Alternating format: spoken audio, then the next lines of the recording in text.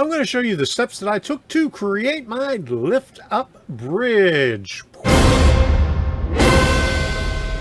Hi, I'm Tom Kvichak, and this is Tom's Trains and Things. This channel was created to help other modelers who are in need of guidance in pursuing their dream of building a model railroad. And in that model railroad, you're going to have some occasion where you may have to run some tracks over top of a walkway that you have to move out of the way occasionally to get through, unless you want to duck under it all the time. Well, I'm getting to the point where it's too hard to duck under stuff. So I have a lift out bridge that I'm constructing right now. I have a drop down bridge on this side that I took from my old layout and used it again over here. So I'm going to walk you through what I did to construct this lift out bridge. But first,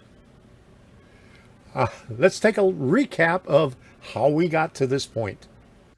Now that that drop down bridge is in and that first piece is in, I had to add some more structure to get around to this level right here. There's the piece that I cut for the lift out bridge. I'm going to put 1x3s on the bottom of it all the way across. Okay, I'm going to split it about right here, put the bearings down there so it will lift up coming this way here.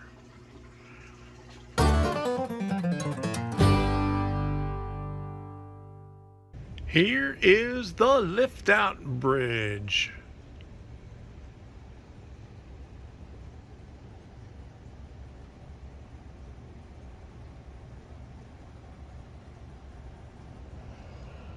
I got one track this far, and I'll be putting in a second rail because there's going to be two tracks coming around the bend and going over the bridge.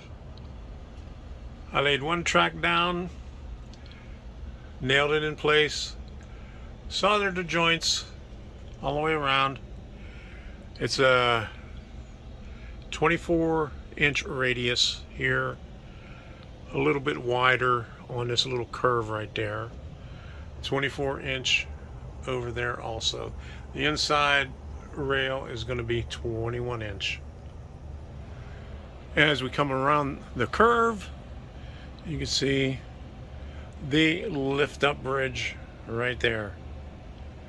I have 1x3 support. This is 1/2-inch maple. This is select pine right here. I cut this a little bit longer, 3 inches longer than where I wanted the break to be. This right here was my first pivot point, and although it gave me enough clearance, it was a little bit too close, and I wasn't satisfied with it. So I added some 1x2s to the back. And the way I did that was I took two 1x2s the same length, put it on a drill press, and drilled a 1/4-inch hole through both of them so they would be square and in the same position. And then I clamped them on either side of the 1x2 bracing for the approach, and then drilled through both sides, installed the 1/4-inch aluminum rod through it, and then pulled it out just a little bit so I could clamp it down onto the 1x3s and screw them in place. Once I did that, I installed the leftover plywood that I cut from this piece right here on either side so it would be the same width right there. I tapered this right here. Really don't need it, but I thought it would be an extra measure right there. But as you can see, when I lift this thing up, I have plenty of clearance to miss the track. Oh, and there went my level. And that's what it looks like right there. The aluminum rod, I have to trim it out a little bit. You can see here that the bridge extends approximately 2 inches over the frame. Bring it down, had to level everything up so everything looks good over here. Here's the view of the lift up bridge from the house. And it'll rest up against the wall. Bring it down just like this. And there we go. You can see there's a little bit of play right there. But I'll put a 1x2 going across, attach it right over here, so I won't get that motion. I'll taper it on the top so it will come down and guide itself right into place. I'll have some cork.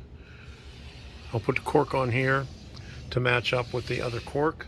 It's a little bit thinner because my old plywood right here is 3/8 and this is 1/2 inch. So I wanted to get this the same, so I'll just match that up right there, match it up right there. And that will be in the next video where I put down the cork and I'll show you how I attach the rails. And you can see where it is on my layout. Right over top of the waterfront scene.